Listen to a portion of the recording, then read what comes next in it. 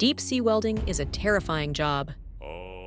It has the highest fatality rate of any occupation at 15%. This is due to the harsh working conditions.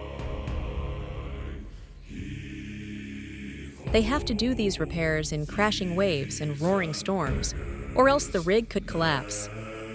Would you work in these conditions for six figures?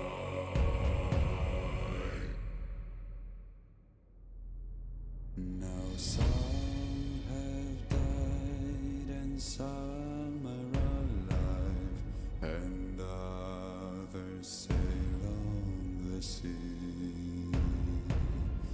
with the keys to the cage and the devil to pay.